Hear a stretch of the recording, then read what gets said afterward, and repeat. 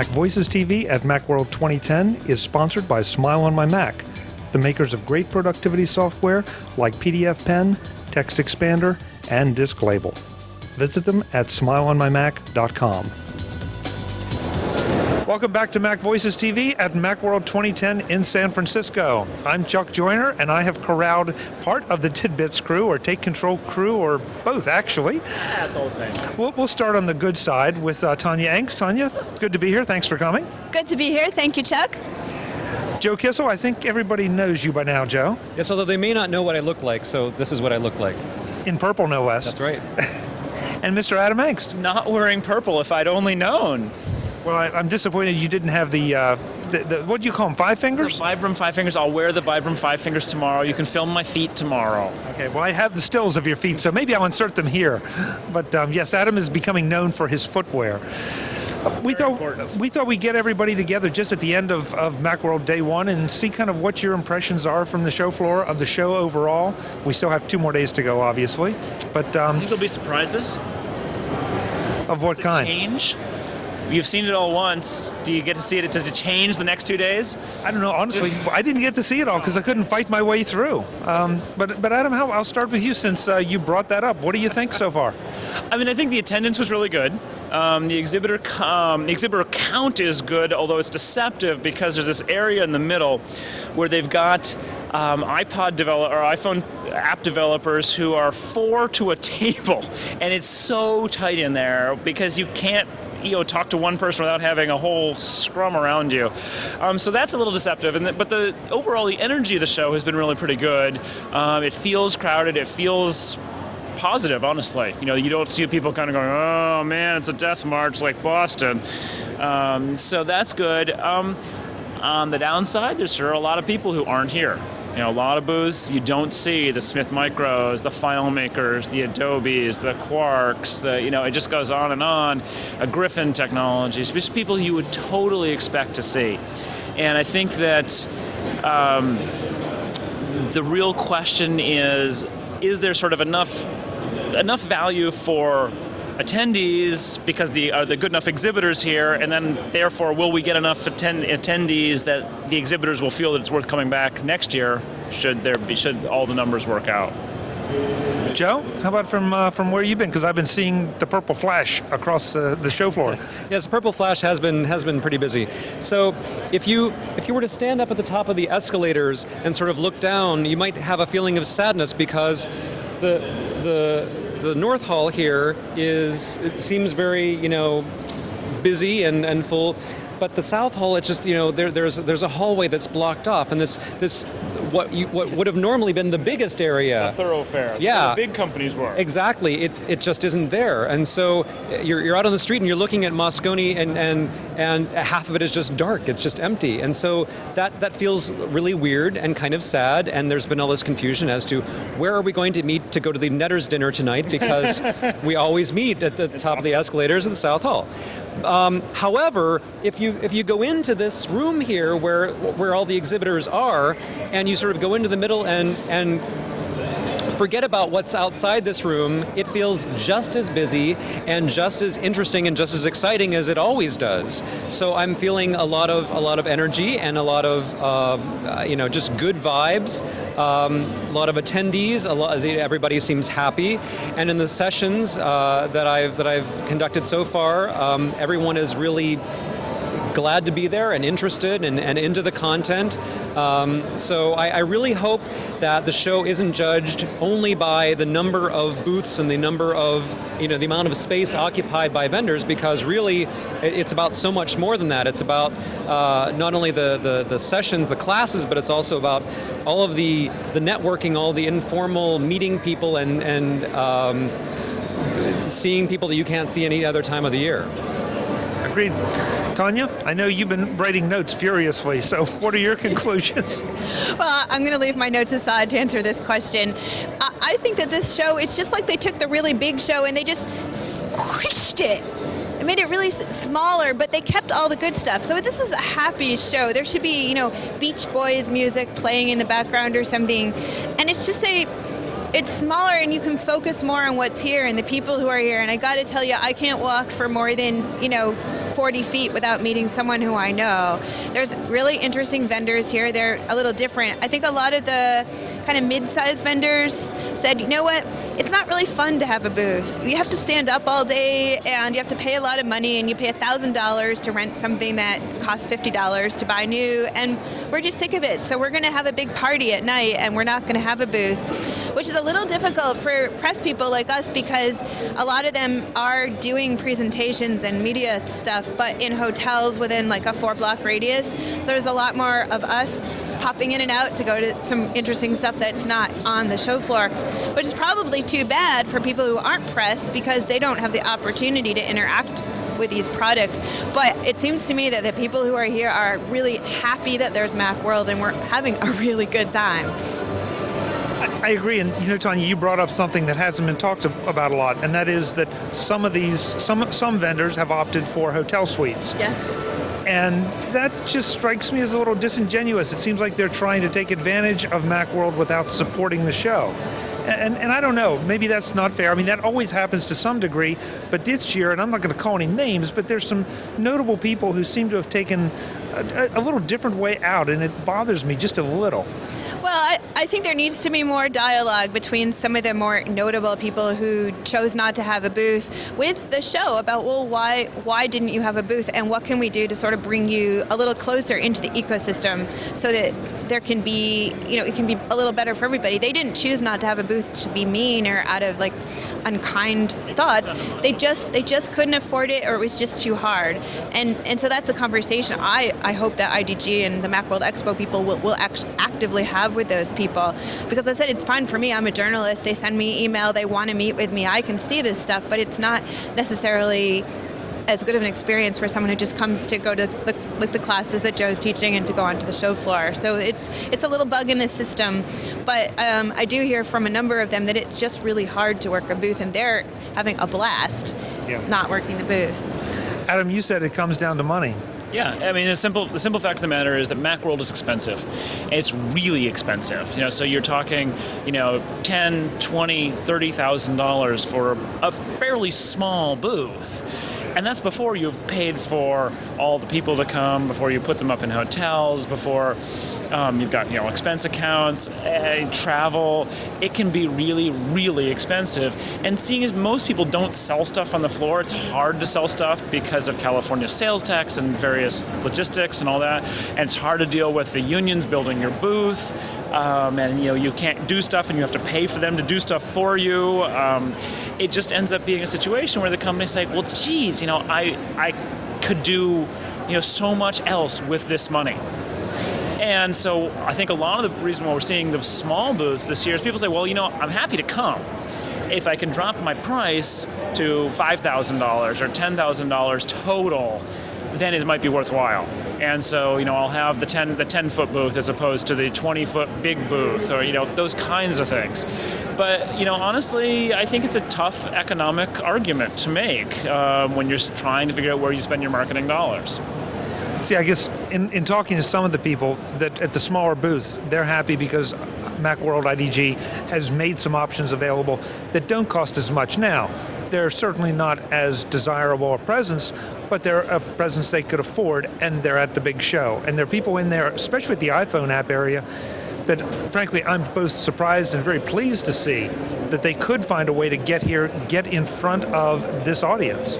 I'd heard that those booths were something like $1,200, you know, to get a chair at one of those four-person tables, and that's actually a pretty reasonable price. On the other hand, those people are going to be fried by the end of the week. You know, 3 days straight of sitting there talking all day long, and so, you know, that's fine. I think the real question is, even still though, are they going to be able to get enough sales to make it worthwhile? The rule of thumb in the past has always been that if you're really good and really lucky, you sell enough at the show to break even. Right. And most of the time, and you just don't do that normally. Normally, it's pure marketing expense, and little developers either totally can't justify that, or they can justify it once in kind of the Hail Mary. You know, boy, we're going to spend our entire marketing budget for the year on this show, because if we can get on the map with this show, then it'll be worthwhile. And so we'll see. But I do think, and Joe, tell me from your perspective, I do think that Hail Mary thing is going to work this year as probably better than any other year because there's not quite as much competition. And if you have the app or the product, and that's the other thing too, just because you show up, there's no guarantee. You got to have something to show that is compelling. I'm already seeing the vendors who, frankly, they're, again, no names, but the product is, and they get some traffic. And then there are the other things that are really cool, that they're 6 people deep and they're beating them off with a stick. Well, it is true that since there are fewer, there's less competition, there are fewer vendors here, that any individual vendor has a much better chance of, getting people's attention. But I've been here at Macworld many times as a vendor, as an exhibitor. I was here with Nicest Software for a number of years. I was here with Kensington for a number of years, and it's true. It is exhausting to stand in a booth all day. And I've been here some years where we were selling stuff at the show, and some years where we weren't. And you shouldn't assume that because a vendor comes to Macworld to exhibit that they are mostly interested in showing their stuff to end users. Some of them are, and that's fine, but some of them get much more value in showing their stuff to the press. So it's one thing to say, well, a few thousand people are going to, from the public are going to come by and see this. It's another thing to say, there will be 10 articles in magazines and newspapers and tidbits and whatever about this that will reach tens of thousands of people. So I as a former exhibitor, I have a certain amount of sympathy for those who have decided, not to come or have decided to do the hotel thing. But at the same time, it's also true that they're going to be missing out on a little bit, on the fact that some of their smaller competitors who are going to that effort are going to be that much more visible and get that much more attention from the people who come. And Macworld IDG has done a better job this year, I think, with there was no limiting of press badges. As previous years, it was mostly because of Apple trying to limit the keynote access, but they really pushed pretty hard on only one person per outlet and all this kind of nonsense. This year, everyone got a media badge who had any kind of a outlet they could say they could write for or speak for or something. And so there'll be a lot more of that. And they've done actually some things for the media that I think to make the media a little bit more enthused about checking out the floor. They're a media reception last night, and they've done a couple of presentations today. They're going to keep doing them throughout as far as trying to highlight cool stuff from the show for the members of the media. Tonya, you're a member of the media. How have you been received by the vendors? Are they receiving you any differently than they have other years? Are they trying to demand more attention, or is it just about the same? No, it's just about the same. As a member of the media, the first couple of years you're a member of the media at Macworld, it's awesome. You give people your business card and maybe they give you, a free copy of their software or their product, and that's really cool. The only problem is you then have to carry it all for the rest of the day, which sounds really ungrateful.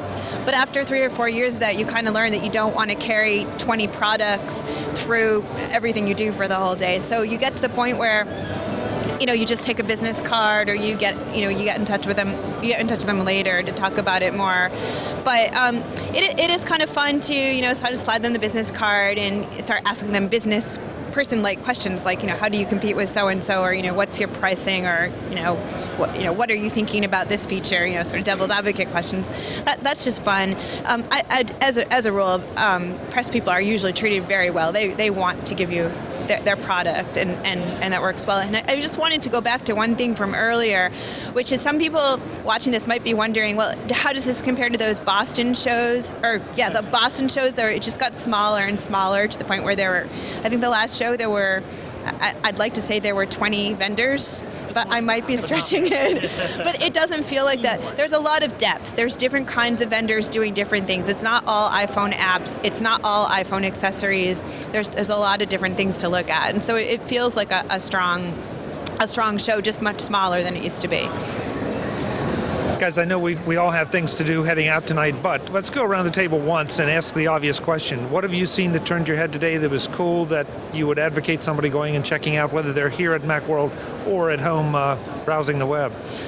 So, Adam, you want to go first? Well, the program, and I've actually known about this in the past and actually use it already, so I can recommend it with enthusiasm. There's a company called BusyMac that has BusyCal. It's an iCal replacement that does sharing, so you can actually share calendars with other people in your house, in your office. You can do it, across the internet via Google Calendar, and it's just a neat little program. I frankly hate iCal. I think iCal is a lousy program that has a terrible interface, and BusyCal just fixes those problems in a way that makes it much, much more fluid to use. You really need to come out of your shell more. Yeah, well, I mean, let's face it. When I want to type an event, I want to put an event in. I want to type something like 6p to make it 6 p.m., or I want to type 18 to make it 6 p.m. I don't want to have to click in the exact spot where the 6 goes next to the 0, and even worse, if it's 6:30, I have to type the 6, and then I have to hit the tab key, and I have to type a 3. It's just insane how hard it is to make an event in iCal and get the time right. And so it's really, really helpful that BusyCal just does little things like that to make it much simpler, much easier.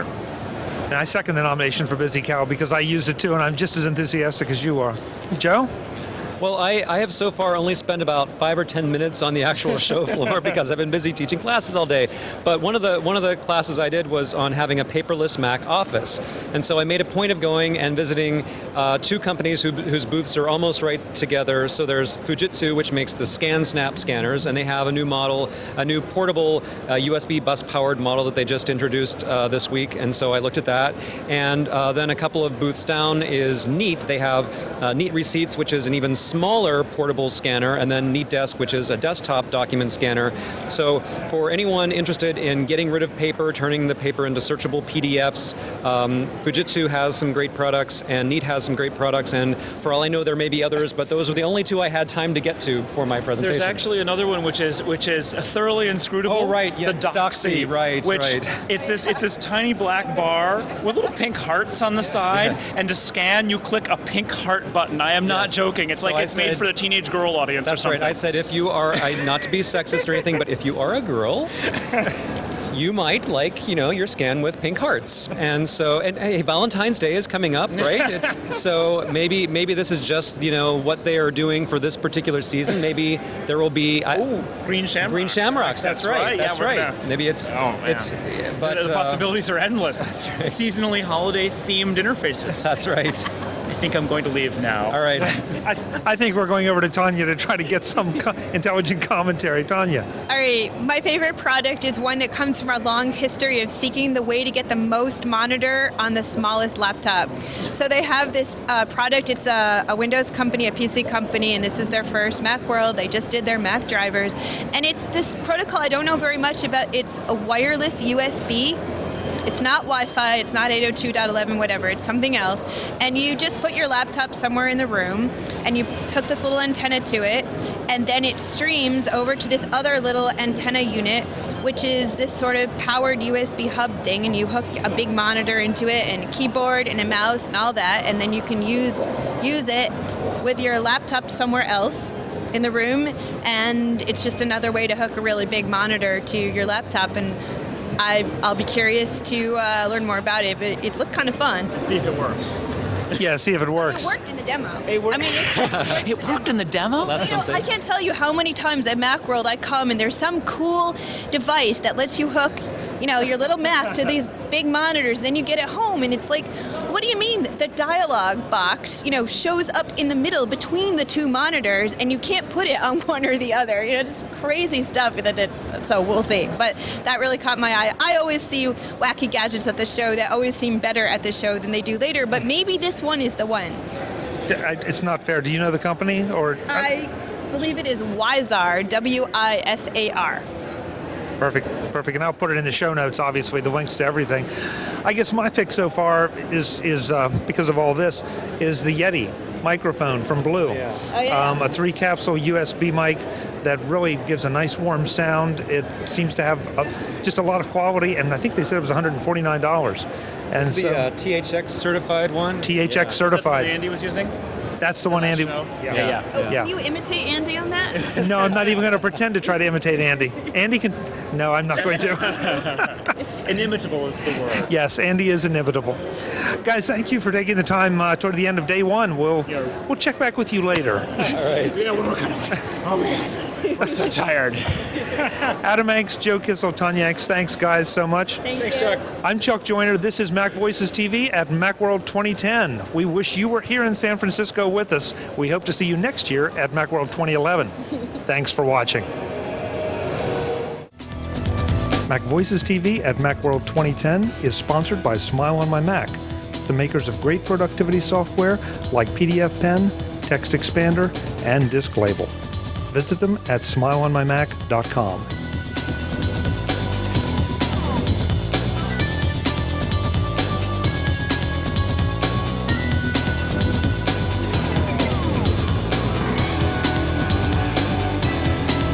MacVoices TV is part of the MacVoices Group and a member of Mac Level 10.